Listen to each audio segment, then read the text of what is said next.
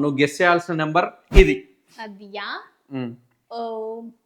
70, lower 50, lower 55, sorry 45. Yes. ఇంత చెల్లియా?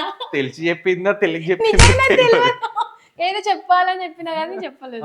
Okay, okay, memory power. ఇప్పుడు నువ్వు నా చెప్పాలి. ఓకే, సరేనా?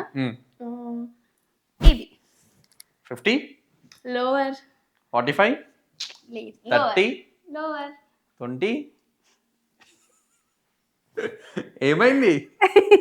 అన్నీ 20, 30 చెప్తున్నావు. Lower 15, higher 17.